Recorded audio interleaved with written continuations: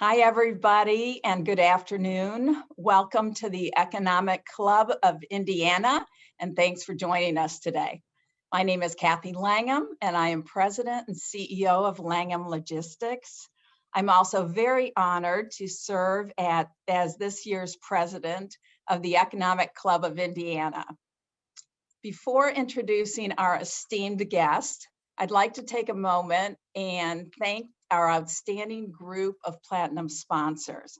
I think you saw them on the video a few minutes ago. They're fantastic. Thank you very much. Last season, many of our luncheons were the top trending events on Twitter. So if you're so inclined, please help us expand the conversation today through social media. So post, tweet, or like us at Economic Club IN or hashtag Econ Club. Join us after the presentation today for the last 15 minutes for the conversation after the conversation. It's a short discussion led by Rebecca from Leadership Indianapolis and featuring local leaders, Duchess Ajay, Mel Raines, and Ryan Vaughn. We're pleased to have Pacer Sports and Entertainment join us today as our February sponsor, and honored to have Steve Simon join us to introduce Adam Silver. Steve is the founder of Simon Equity Properties and has been a managing member since 2007. He also served as president and CEO of Melvin Simon and Associates and serves on the board of directors of the Pacer Basketball Corporation and is a director for the Herb Simon Family Foundation. You're busy. He has continued to take an increasingly active hand in guiding Pacer Sports and Entertainment, really focusing on helping the company think about how to serve tomorrow's fans with Indiana's changing demographics. So please join me in thanking Pacers Sports and Entertainment and welcoming Steve Simon. Thanks, Kathy. Thanks for the kind words. Pleasure to be here. Adam, I just see your beautiful profile picture, but we're so pleased. On behalf of Herb and I and Rick, thanks so much for doing this. Obviously, originally it would have been different circumstances, but I'm glad we can all be together virtually. I'll be brief because I want to hear the interview, but I'm biased, but I think Adam Silver is the finest commissioner in sports, and more importantly is really the definition of progressive modern leadership. And, you know, on a personal level, it's just a relationship we've been able to build with Adam and his great team, and particularly Herb, you know, a long-term relationship over many years. It's been so fulfilling, as is our, you know, as our association with the NBA and, you know, the family stewardship of the Pacers Sports Entertainment. It's a pleasure. You know, we lost last year, David Stern, who brought this league to incredible heights. And, you know, he was so smart. You know, he found Adam and a different kind of leader, great succession planning developed over a lot of years and a lot of amazing roles that Adam had, and had some qualities that David didn't have as much of. And I think, you know, when I think about Adam Silver, I think about number one is humility, which is to me a very attractive quality in a leader. He can be vulnerable. You know, he doesn't always have to know the answer. He can say, I don't know, or I'm unsure. He gets the best talent around him. But I think that humility and vulnerability and the way that helps him develop other talent, which the league does so well, is a tremendous quality in a leader, and something that's very inspiring to me.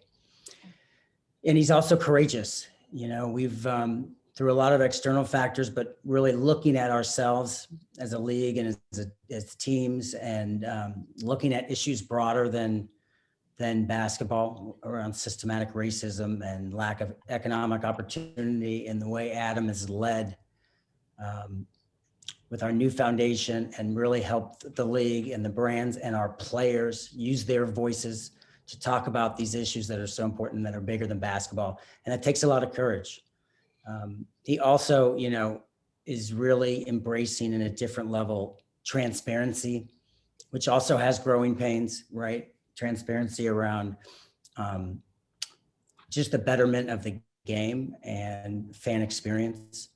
And he's, he is innovative, right? He's pushing innovation, data driven, and really gets the best talent around him. And, he's a humanist. He reminds me of my father in a lot of ways because, his fiduciary responsibility to do what's in the best interest of this league and his owners and our teams and our brands.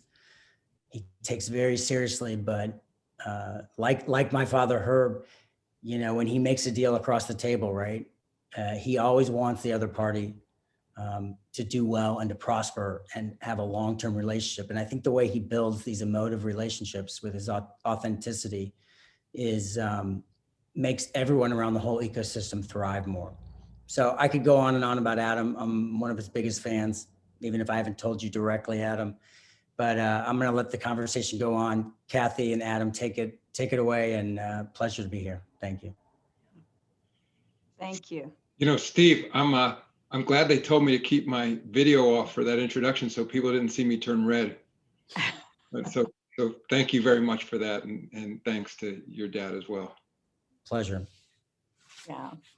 Adam, welcome. Thank you. Great to be here. Great to see you again. Yes. And for the audience, the chat feature is open. So if we've got a lot of questions here, but if there are some that come up, please be sure and share them with us.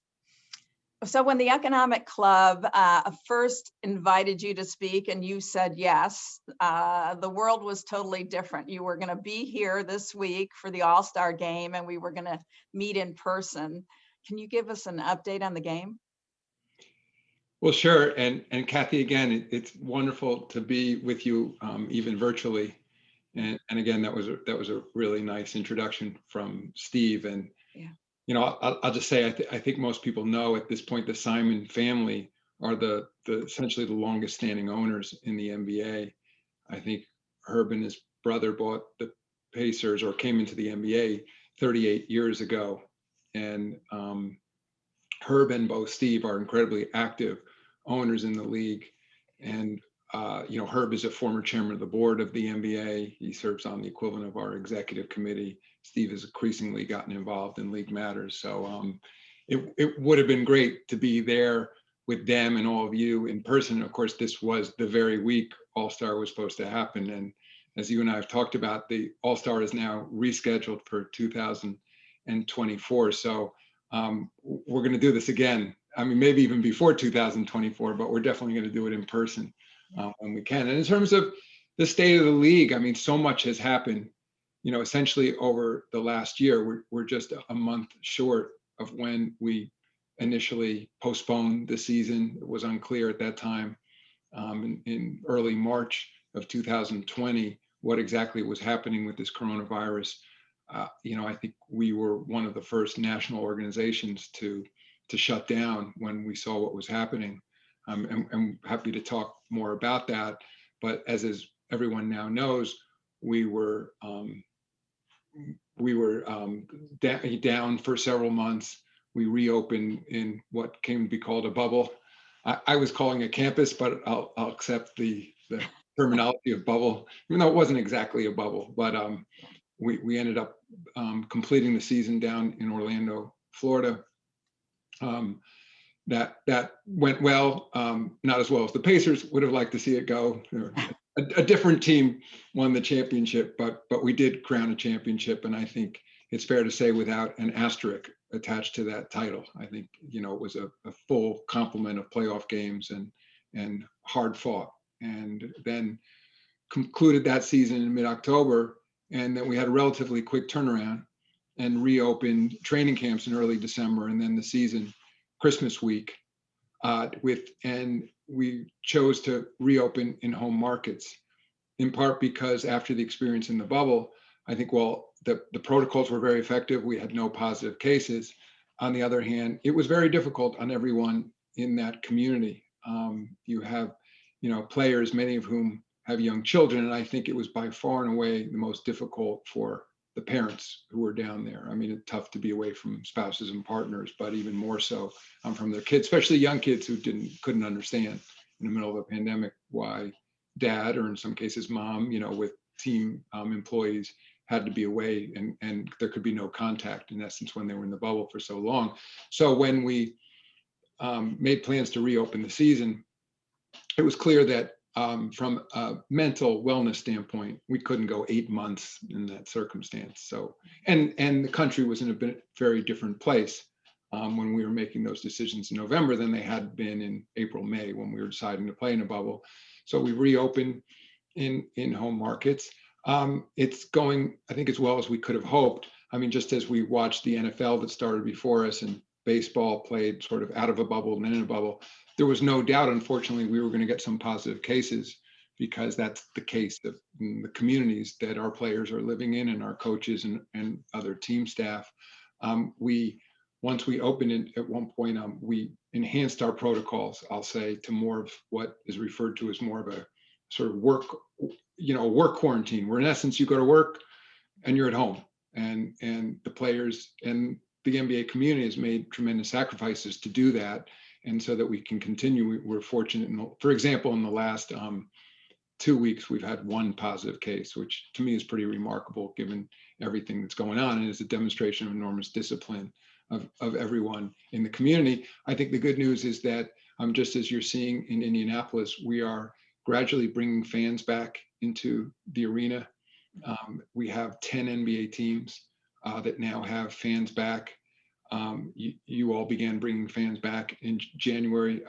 Rick Fuson, who I know is on this in this meeting, has led that effort. He's done a fantastic job and has been a leader, not just for the Pacers, but throughout the league, on helping set those protocols. He's an expert in the management of these arenas.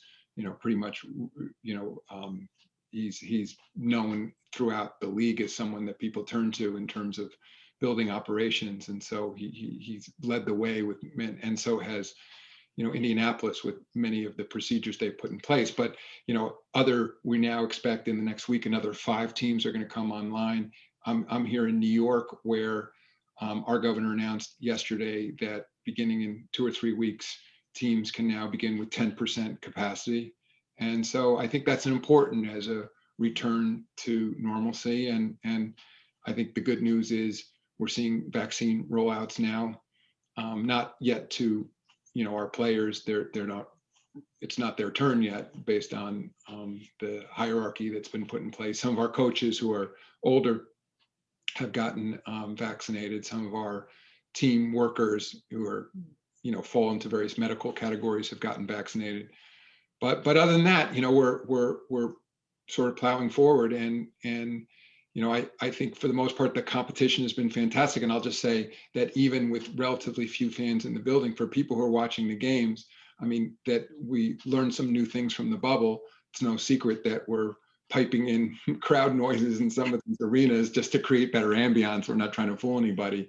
But I obviously watch a lot of games, and it's not the same. And we always talk about the 6th man in the NBA. It's not like having 19,000 screaming people in Bankers Life Fieldhouse, but at the same time, it's close to it, and I think from a television standpoint, it's a pretty good experience, as good as we could hope for under these circumstances.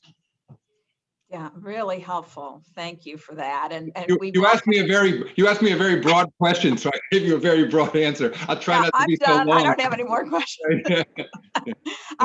I do want to come back to the bubble in a few minutes, but I appreciate all your comments. And I guess one thing that's in the back of my mind that I want to say is you probably could have taken a different stance on the players getting the vaccines. And you and the leadership of the league took the stance that, hey, let them wait like everybody else and make this age-based. And I think that says a lot about, as Steve was saying, your courage and leadership and the league. So thanks for that. We are the Economic Club.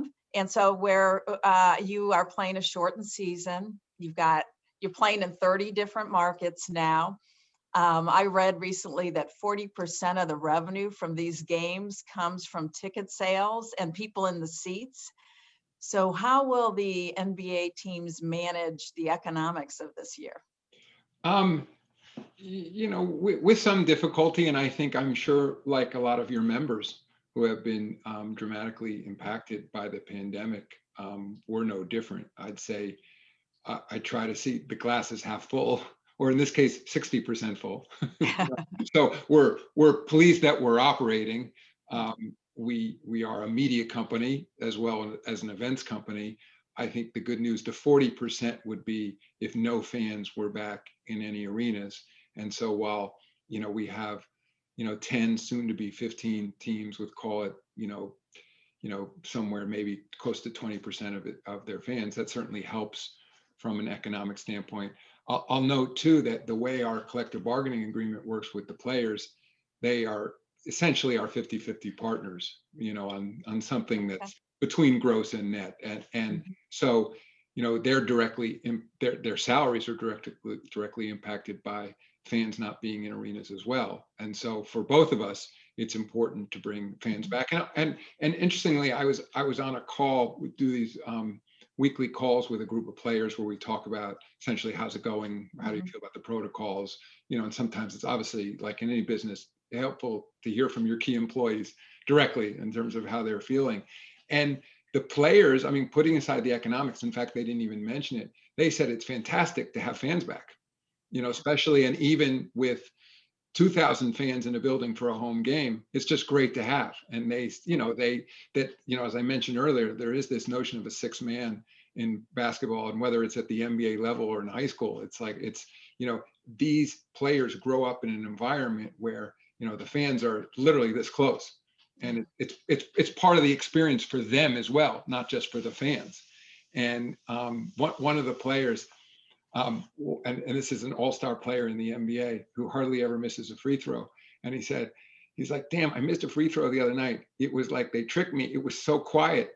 Like everyone stopped talking, and I was just waiting for a little bit of noise, and I knew I shouldn't have shot it. And it was just so quiet. I missed a free throw, and this guy's like a 96% free throw shooter or whatever. But so they, they're entertainers in a way, and they love the crowd. They play to the crowd. And even sometimes, we all know from playing sports, even when the crowd is against them, that motivates them as well. So economically, if anything, I think we learned some things in the bubble, how we can do a better job as a media company presenting our game. Some of the things I mentioned earlier in terms of enhancing the experience for the fan who's watching, I used to say at home, but on any device, you may be watching on your smartphone or whatever else, but we can, by finding new places to put cameras, enhancing audio, and not just piped in crowd noise, that's something different, but the actual sounds from the games, audio of, in certain cases, of players talking to each other, coaches talking, whether it's the sneaker squeaks on the floor. I think that's something even pre-pandemic I've been increasingly focused on. At the end of the day, this is something I've said many times, especially as a global business with games viewed, essentially everywhere in the world, 210 countries and territories, that 99 point something % of our fans will never ever step in a Bankers Life Fieldhouse or any arena for that matter. They'll never probably even be in the United States, for a significant portion of our fans. And so for them, it's all about the experience that we create on media. So again, that's something that, we're constantly thinking about and looking for ways to improve. Well, great points. And speaking of international followings, I know you've got at least 107 players from 41 different countries outside the US. How are you thinking about managing a league that's so global now, and the fans and the following? Well, as you said, it's roughly now 25% of our players were born outside the United States. And one of the great things about the NBA, and maybe to contrast it with global soccer, it's probably the case that, or it's definitely the case that soccer is the biggest sport in the world, the biggest team sport right now in the world in terms of participation and interest. And I'd say basketball is number two. The difference, though, for those, who increasingly are following not just Major League Soccer in the United States, but these great leagues around the world, the English Premier League, La Liga, Bundesliga, etc., that if you're a great soccer player, there's a global market for those players, and there are several top tier leagues that are competing for your talent. On the other hand, in the case of the NBA, there's a global market for players, but every player growing up aspires to play in the NBA and increasingly in the WNBA for girls and young women. And so, we're very much focused on continuing to build our business around the world. In fact, Herb Simon has been very involved in our efforts, for example, in China, since we formed back many years ago a separate, in essence, entity that operates in China. He serves on the board of that. And seems like a million years ago, but the beginning of last season in October, so a little less than a year and a half ago, we played our very first games in India, and the Indiana Pacers played the Sacramento Kings, incidentally that are owned by a gentleman, Vivek Ranadive, who was born in Mumbai, India. And we brought those two teams over, again, first NBA teams, to play in the country, the enormous country of India. And actually, Governor Holcomb accompanied us on that trip, and he used it as a trade mission, talk about economic opportunity, to increase trade specifically between Indiana and India. And as Governor Holcomb, I'll never forget, said when we were in India, he said, "You can't spell Indiana without India." So he's like, I can see why he's good at what he does. And he went on, I went on to Japan, where we were playing other preseason games. And then he and his trade delegation went on to China, actually, again, to further his trade mission. So, I'll say that the Indiana Pacers, in addition to, Indiana being obviously known for, all the great commerce that comes from your state and from, great civic leaders, et cetera, coming from Indiana, the Indiana Pacers, are a brand that are known to our fans, literally, again, all over the world. And just by way of example, in addition to our broadcast, obviously social media is a global platform. And we have a social media community. It's almost hard to believe, but it's becoming close. It's getting close to 2 billion people, around the world. That's almost, essentially 1 out of 4 people are connecting in some way to the NBA. It's not all through an NBA controlled property, but as a combination of Nike basketball, our team sites, our individual player sites, the league, the other league entities. There's this huge community globally around this game. And as I said, because of this advantage we have, that if you're a fan of basketball around the world, there's this one premier league. Not that there aren't other great leagues in the NBA, but this is the league, if you're one of the great players you aspire to, which is why, when you look at our talent, and including on the Pacers, there's several international players you have that, your goal is to play in this league, and that therefore, and when those players come into our league, of course, it creates enormous interest back in their home countries, because they want to then follow those players. So, and because of the wonderment of the internet and digital media, when I first got to the league in the early 90s, again, we used to still, in essence, send by overnight air delivery tapes of games to countries in the world that would then get rebroadcast, because that's how it worked. It was pre-internet.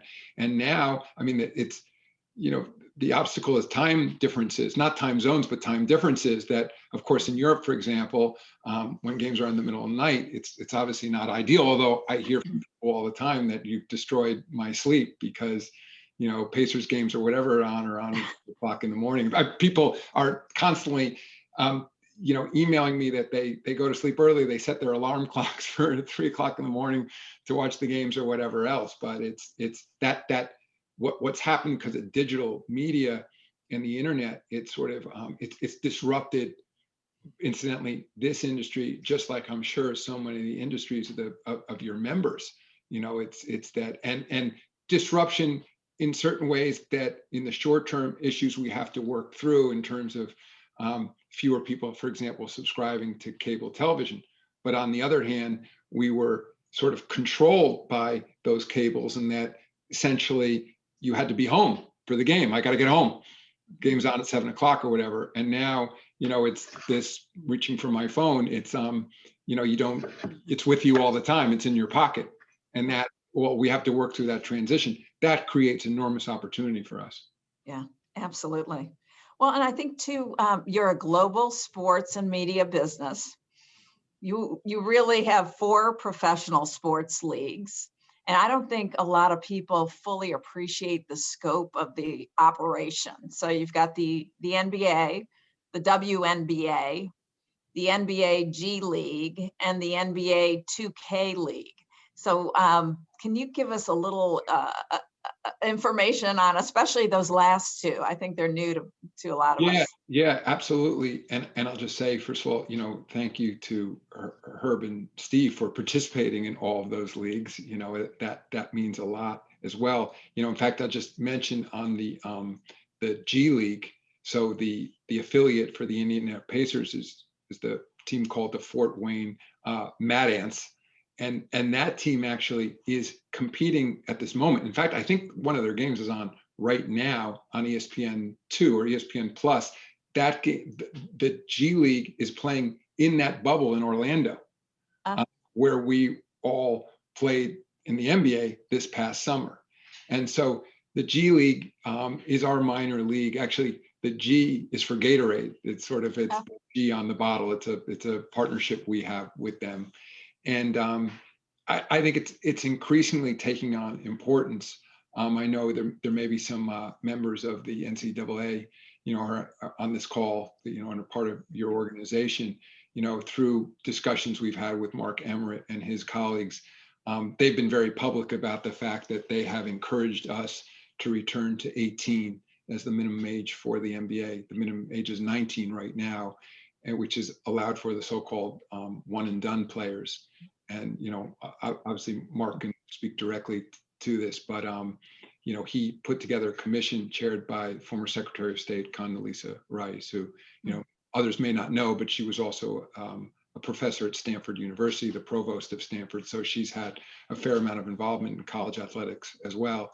And Mark, essentially with Secretary Rice, put together a blue ribbon panel, and they studied this issue. And I mean, they spoke to the NBA and our Players Association as well, but ultimately they recommended we return to 18, that players have the ability, should they so choose, to come directly into the NBA as opposed to playing in college. Our rule is still at 19. For the NBA to change its rule, it has to be collectively bargained with our players. So that is something we're continuing to discuss, but it's my anticipation that it will happen. I am in favor. I agree with the recommendation from Secretary of Rice and the NCAA's position.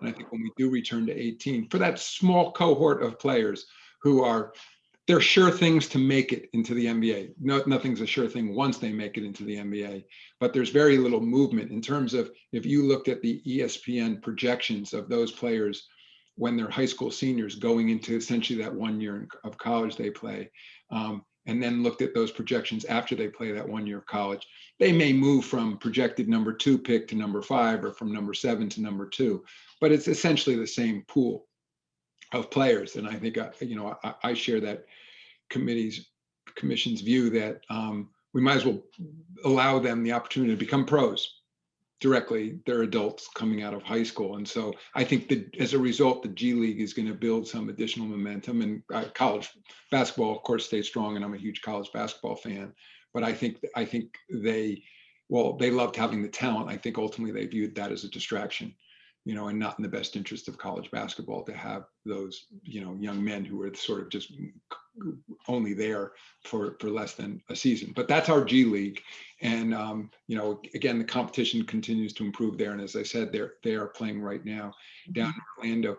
The NBA 2K League is in essence, a gamers league. It's based on a virtual basketball game called NBA 2K. But these are real live competitors, people, who are, they're just competing with their thumbs, essentially.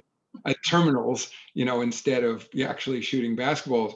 What I love about it is that, first of all, it's a different skill, but there's no doubt it's a skill. Won't debate, people, athlete, not an athlete, whatever else. To me, they're clearly athletes, but it's a different athletic ability. It certainly requires enormous hand-eye coordination and requires, obviously enormous amount of endurance and resilience and competitive drive. And they train just like other professional athletes, and then they compete as teams of 5.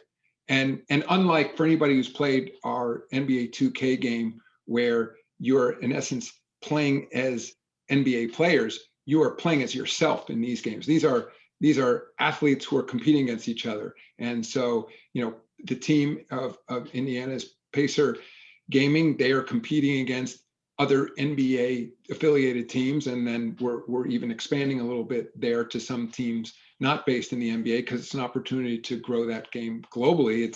It's a lot easier to put a virtual team in another country than an actual team, and have people have to fly back and forth to those countries.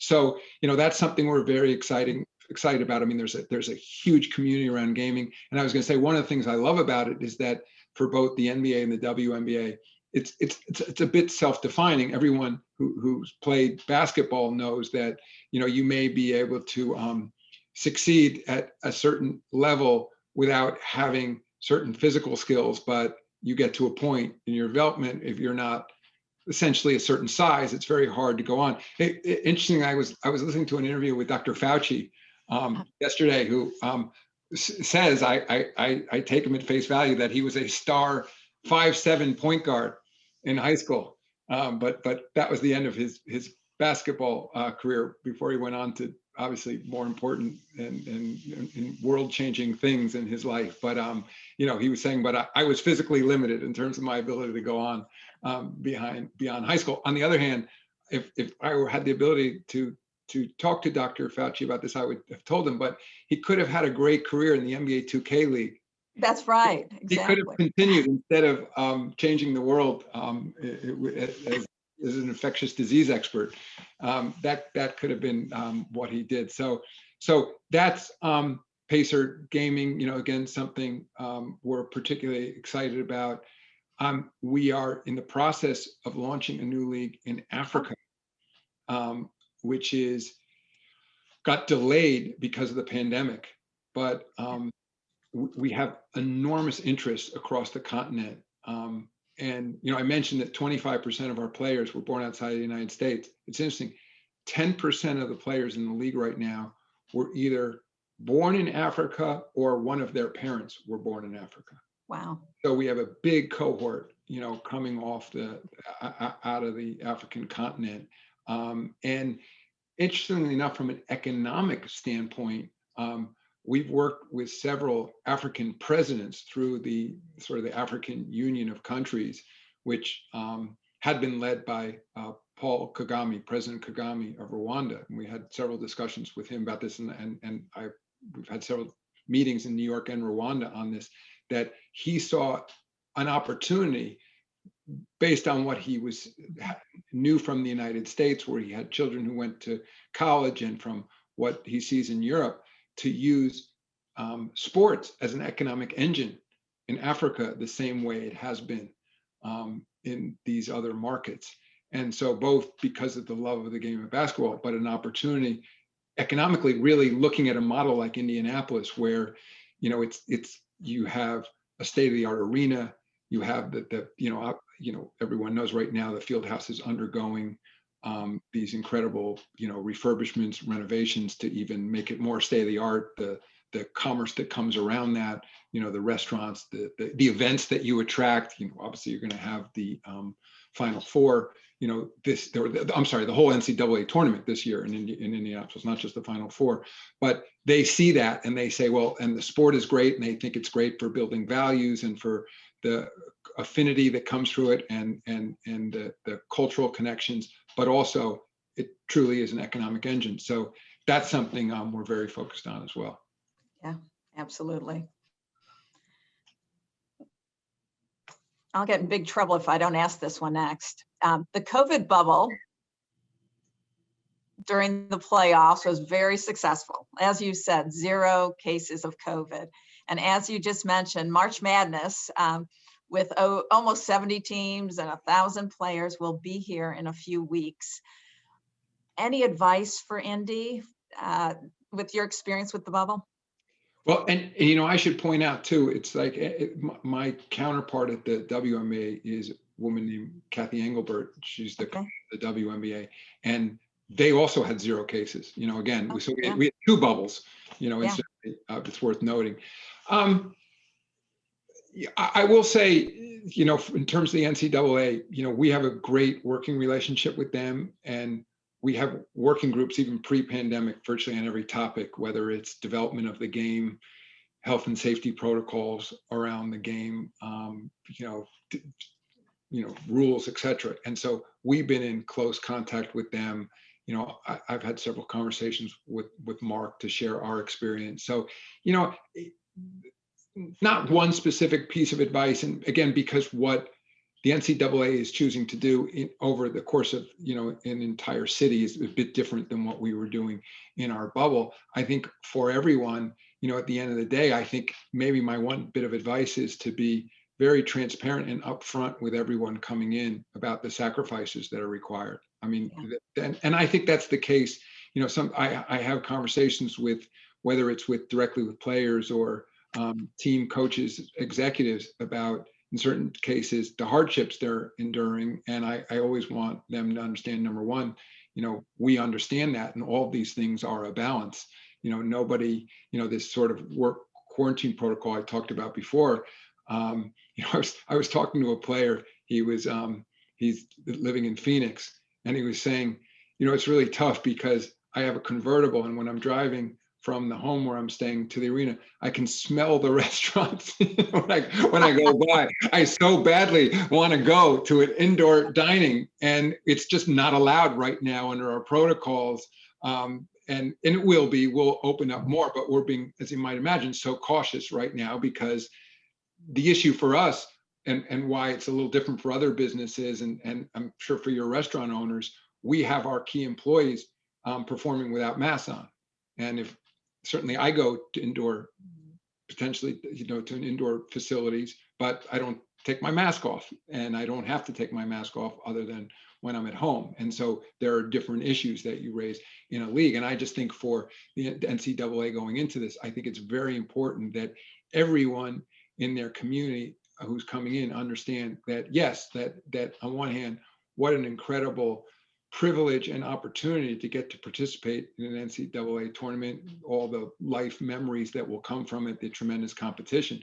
But no doubt there'll be significant sacrifices. And the sort of perverse incentive becomes, and I saw this in the bubble, that for some of it's like, wow, we won. Oh, well, yeah, we won. And now it's another at least 2 weeks, in the case of an NBA round, another 2 weeks away from our family. So it was a little bit bittersweet at some times. I mean, I think the good news in a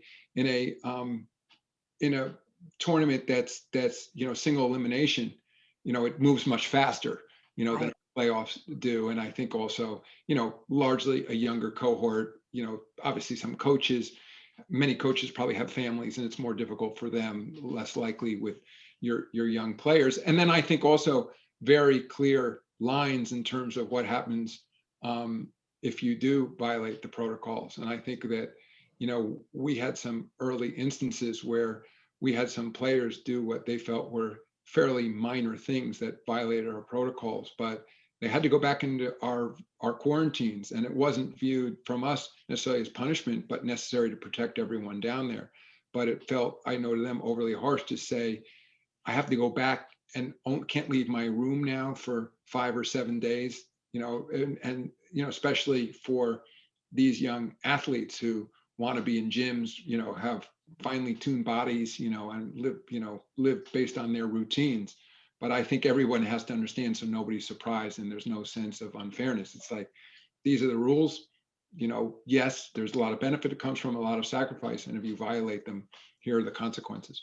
Yeah, really good counsel. Let's hit on social justice. everyone acknowledges that the days when we ran our business and didn't get into social issues are gone, at least for a while. So how are you using your platform to bring awareness to issues many Americans don't see on a daily basis? It's a really interesting topic, and I think it's one that maybe if we had been talking about this a few years ago, it would have seemed more relevant to sports than it is to other industries. And I think that's changing. And maybe, you're suggesting it in your question that even for business leaders who've historically said, I'm just not going to take a position on any of these issues. Good luck, particularly with either typically your younger employees or increasingly with your customers who have an expectation you're going to take a stand and take a position on these issues.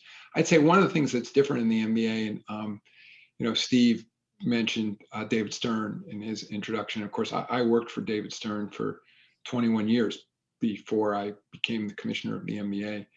And so, and so a lot of it was a culture that had been established long before I became the leader, and frankly, had begun even before David Stern had joined the NBA. I'd say that, for example, particularly on the issue of race, I mean, like, look, we're a league that is made up of 80% Black players, and in many cases, the most prominent Black people, it's not even Black Americans, but Black people in the world. And that there are issues around race that they are particularly focused on, and the league is particularly focused on by the very nature of our league. And, as I was mentioning, there is a long history in the league of speaking out on issues, particularly around race. And I could go back to Bill Russell, for example, who, I've said this many times, but, who has become a great friend over the years.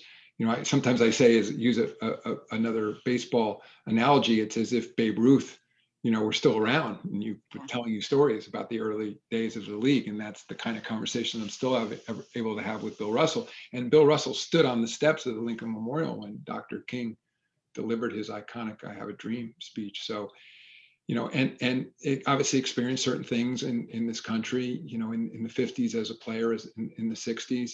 And so that, and I think part of that heritage gets passed down from generation to generation of players. So when the social unrest in this country following the death of George Floyd happened, and at the same time we were making plans and difficult decisions about whether we should restart our league down in this so-called bubble, there was no doubt that our players and we were going to want to speak publicly on these issues.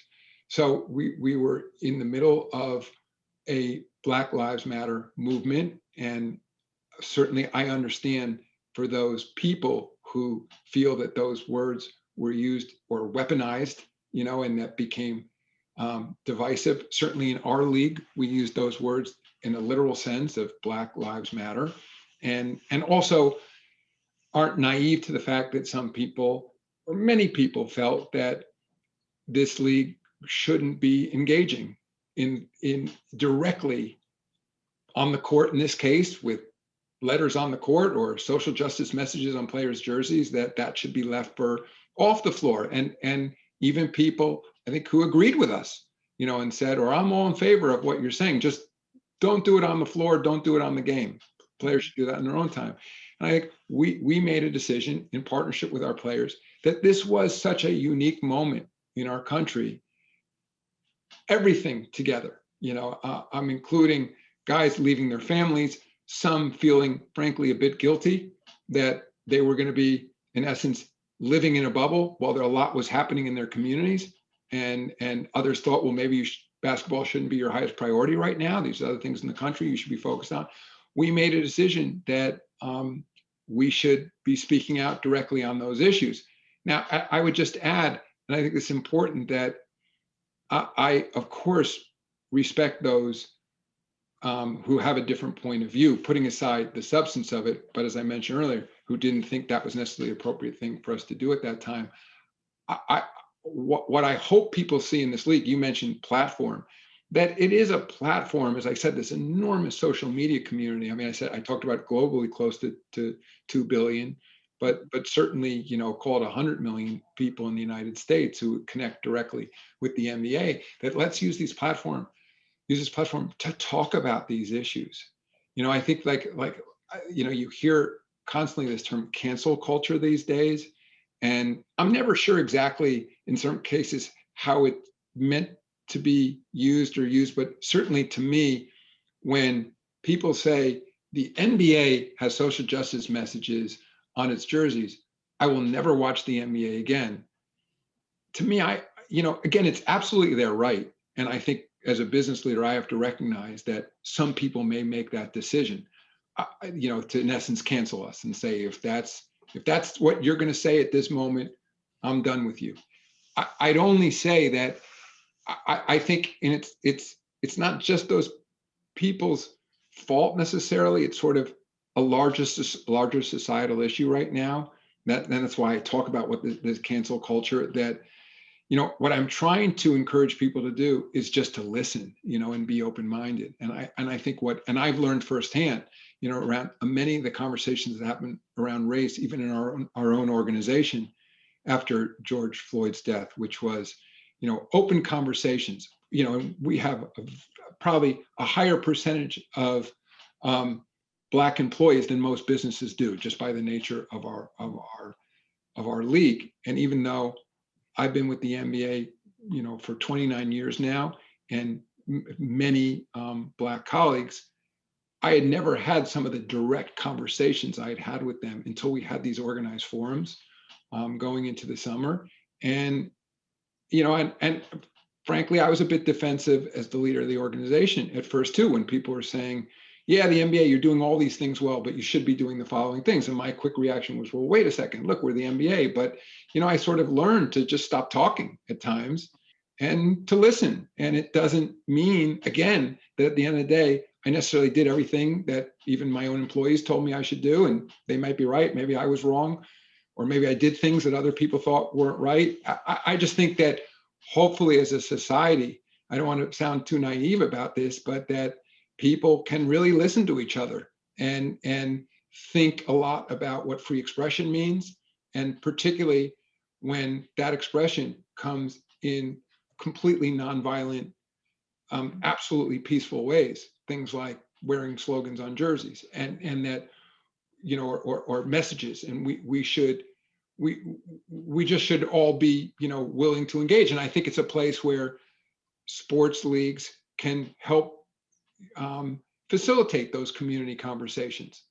And again, recognizing though, and I think this is very important for a league or for any business, that some of your customers might not agree with you, but to make sure that they know it's a big tent, and maybe if we don't all agree, we are listening and may in fact have our opinion change based on things our fans or customers are saying.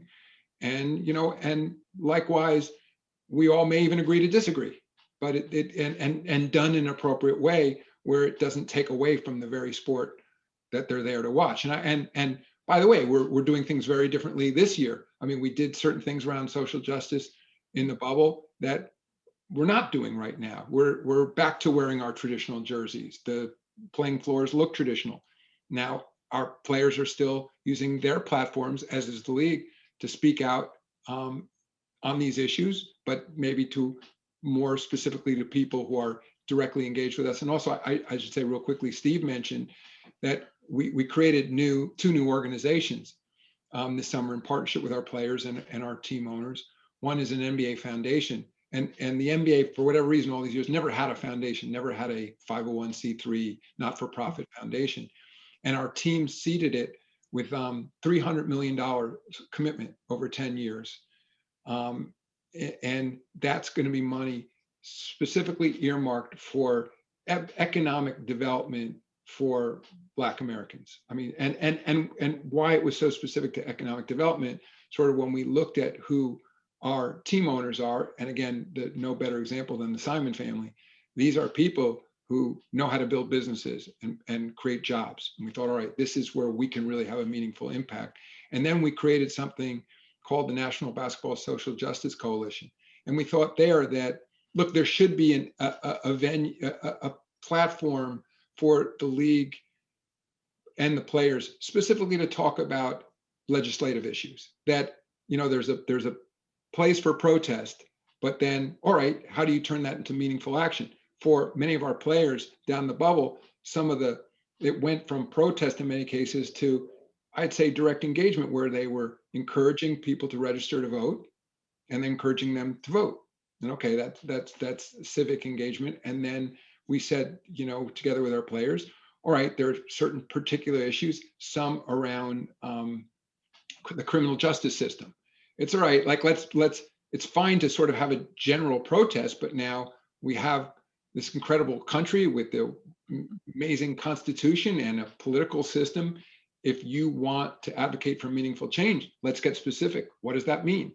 And so that's what this social justice coalition is doing.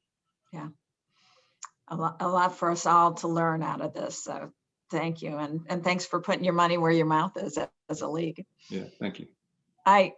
Before I turn this over to Steve, and I hate to, there's 30 more questions and discussion topics we could have had. I just want to say that we all know that time is our most important asset. And Adam, you have given a lot of your time to prepare for this event. So thank you for your time and for your leadership. Yeah, Kathy, thank you. And if people notice me looking down slightly, I'm looking at the chat and I'm seeing that we have 29 questions. I just want to say to everyone out there that we'll figure out how in Zoom to save those questions and I will respond to them directly by email. I appreciate people being part of this today. Maybe some are comments and not questions. I'm trying to do two things at once, but we will answer all of your questions. Yeah. And I appreciate your sending them. Yeah. Thank you. Absolutely. Hello, Steve. Hello, Adam. Great job, Kathy. That was great. By the way, since you gave us a plug, I will say that unfortunately the Mad Ants are down to the Delaware Bluecoats, 102.95 with 7:50 left in the fourth. So thanks for the plug. We're proud of our Mad Ants, and that was a great discussion. I almost jumped in a couple of times, and it was that was great to. What were you going to say when you jumped in? Say it now. No, Can I? Yeah, please. I don't know. I can't. Sorry, it's not my forum. I defer. No. We could have done a joint interview. Steve wins. When we were in India, so much has happened since India, right? And then we went right to China, but you mentioned, I think, our governor, and one of the most impactful moments I had in India was when me and Governor Holcomb were in the next seat to each other, riding to that great school classroom project we did on the outskirts of Mumbai, and just are having this experience of looking at the reality of India and how deeply he was affected by it was like a real, like a highlight, us sharing that emotive moment and having gratitude for all we have, but seeing that was what triggered me. But I know I'm going to close. I just, we got the best partners in the world, Adam and everyone at the league. And I should have mentioned, and we're about economic development, like building relationship, like the partners we have with our fellow owners, with the league. You want partners who really show up in difficult times of uncertainty. And I should have mentioned in the face of a global pandemic, the way Adam and everyone has worked with everyone to put health and safety first in such a maniacal way without any sacrifice of what's the most important for our communities is worth noting. And just one other thing, I don't know how long this is supposed to be, Kathy, but when we work with the league, right, she did this.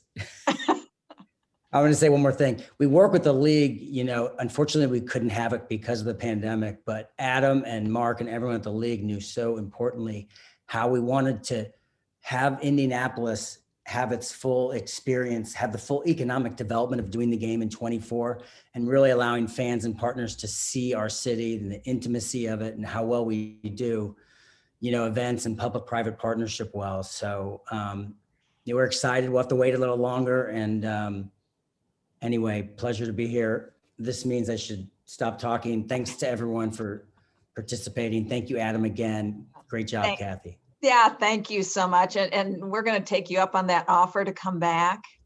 And then we're going to make that longer so we can ask more questions. Before we go into the conversation, after the conversation, thanks again, Platinum sponsors. Thank you, Adam. Thank you, Steve. Join us next month. We're going to hear from President and CEO of Anthem, Gail Boudreau. If you want any information, a copy of any of these broadcasts, go to economicclubofindiana.com. And now it is my pleasure to welcome Rebecca Hutton of Leadership Indianapolis to begin the conversation after the conversation. Thank you. Sorry about going over. That's all right. It was such a great conversation. Thank you, Kathy. Thank you, Adam, for sharing your remarks. As Kathy mentioned, I am Rebecca Hutton, President and CEO of Leadership Indianapolis. And after hearing all those wonderful thoughts from Adam, we wanted to take a few minutes with some of our local Hoosier leaders to talk through what were some of the big takeaways and connections that they were making. So at this time, I would like to invite Ryan Vaughn from the Indiana Sports Corp, as well as Mel Raines from Indiana Pacers Sports and Entertainment, and Duchess Ajay from Beckman Coulter Life Sciences to join me. Hey, everybody. Thank you for being part of our panel today.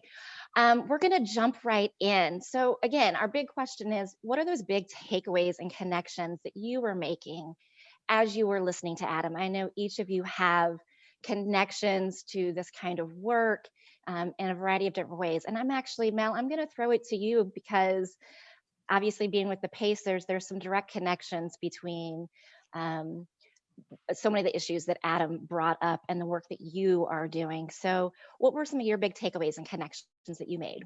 Absolutely. Thanks, Rebecca. I'm always amazed when we get to interact with Adam. He comes in at least for one game a season. He usually meets with our employees, and we do a smaller meeting with him as well. And just the breadth and depth of knowledge of every aspect of our business and all of our leagues astounds me every time I hear him. He's got such an amazing grasp of all of it, and the international nature of it. When I hear from him and knowing how much that's important to our state and our international relations, I was lucky enough to be on that India Games trip as well, and with the governor and some of the connections that were made during that trip. You just see how all these things come together, how our brand is so important in the world, and it helps bring recognition, to Indianapolis and the state. Yeah, fantastic. And you mentioned that trip to India. I was like feverishly making notes about, here in Indianapolis, when we talk about the Super Bowl and we talk about these other large events that we bring in, and Sports Corp leads up so much of that, we often say it's about more than just the game, right? And I know that over the Pacers, you all think about community quite a bit as well. And so, thinking about that economic development, the trade commissions, all of these media, all these other pieces that play into it. Ryan, what were some of the connections that you were making? Because, no pressure, but, March Madness is coming. We were just talking about, all the big games we have coming here. And so what were some of the connections that you made from your position at Sports Corp? Yeah, I think first of all, and Mel touched on this. I've been lucky enough to be, hear Adam speak live and meet him, and it's always special to hear from him. He's such a tremendous leader, and I agree with Steve. And maybe I shouldn't say this in my position, but I do think he's among the best, if not the best, commissioners in professional sports. And his thoughtfulness, not only about his own, organization in the game of basketball, but just his global knowledge of social issues and the economies of different countries and how they interact is really special. It was interesting to hear him talk about Rwanda in its development of basketball, and it reminded me of a meeting I had 2 years ago with the leadership from Rwanda, who flew to Indianapolis to meet with many of our civic leaders and sports leaders to talk about the development of that. And it's nice to see that full circle. I guess most immediately, of course, to listen to him talk about some of the challenges for the players and for the staff who were in the bubble down in Orlando. I wrote down, transparency about sacrifice will be important, and I will keep that fresh in my mind when we talk about our volunteers or staff or those at the NCAA who may be spending significant weeks in these controlled environments, and really what are we doing as an organization, as a community, in partnership with the NCAA to try and enrich that experience for those that are in the controlled environment here in Indy, and really make it special for those student athletes. I know that's been a main focus of the NCAA. It's on pretty much every conversation we have with them, but just to hear him, reflect on how important that was and what we can do to address it, I think is really important for us. Yeah, I totally agree. When I was listening to Adam, I just was making all these notes and thinking, I just want to watch his remarks over and over and build an entire retreat around leadership skills around it. So much to learn. And I think Steve was exactly right in his introduction when he talked about Adam's humility and vulnerability in his leadership. And through his comments, that idea of transparency and vulnerability in no way diminish the strength of his leadership. And for me, that kept coming back as I was listening to his remarks. Hey, Duchess, you've been involved in sports in a variety of ways. You've been involved in global communications, having been involved with American Red Cross. You know about public health issues and crises. I'm really curious to hear the connections that you made and some of the takeaways that you have. Yeah, so, as you said, I recently transitioned from the American Red Cross and now work in the life sciences sector at Beckman Coulter Life Sciences. And I think this whole idea, just kind of building off of what everyone said, Mel and Ryan, just this concept of globalization. And I think as a communication practitioner, I'd like to think that I'm always trying to figure out ways to build stronger partnerships and stronger connections with our associates. And not make it only so focused about, the US, North America, and just, this idea that Adam talked about, this continued heightened, making sure that they do a lot with fan engagement, fan experience. I think this is probably what I really love about business. I believe there's a lot of alignment in what keeps him up at night, which was, strengthening, mobilizing, the assets that he has, and trying to make the fan experience really engaging and trying to, build upon that in the emerging markets in Africa and whatnot. And so I'm just fascinated, by the work that Adam does and his team. And I think as a longtime fan of basketball, I think that's probably what inspires me a lot. So I think those were some of the big takeaways I had. Yeah, in terms of thinking of communication, as Adams was mentioning near the end of his remarks, that idea of listening. But the thing I really appreciated was the way he talked about stopping and listening wasn't as a passive action, right? It wasn't stepping out of the conversation, but it was being an active participant by not talking but listening, which I think is really important as leaders, and particularly civic leaders, that we are doing, especially at this time. Here with our last couple of minutes, Mel, I want to throw it back to you. It was mentioned that there are some renovations happening over at Bankers Life. And I just have to say, every time I think about your job, it feels incredibly huge and impossible, and I'm amazed at what you do over there. Can you give us kind of a quick update of what people should expect the next time they're at Bankers Life? Absolutely. Thanks for the softball question. It's not an impossible job. We have a great organization and a great team, but we are wrapping up phase 1 of our renovations and starting phase 2 in March. So we're excited about that. I think for those of you who haven't been able to come in yet and see it in person, you've seen it on TV, you've noticed the seats are probably a big thing you've noticed. We're switching them out over the course of 3 summers. So we are in a dark gray seat now instead of the traditional green on the lower level. We've added some new clubs, and you probably have noticed some new LEDs. When you look in the seating sections, our scoreboard has been completely updated, which is just so impactful when I think the fans walk in. And we always say in 49 other states, it's just basketball, but this is Indiana. And in Indiana, they want to see a lot of stats and a lot of information about the game, and we can provide a lot more of that for our fans that are in the house. And as we continue to go, we're adding a plaza, which I think will be a fantastic community asset right in the middle of downtown. I can't wait for that to open in late 22. And it's just going to continue to get better as we go. We're making the best place to watch a basketball game in the NBA even better. Fantastic. Thanks for that update. And thanks to all 3 of you for joining us and sharing some of the lessons that you learned and are taking away from it, and especially for all the work that you're doing in our community every day. And again, thanks to Steve and Adam and Kathy for a really wonderful conversation. We hope you all join us next month for the Economic Club Luncheon. And don't forget to go on to Twitter and social media and share with us some of the big takeaways that you had. Have a great afternoon, everyone.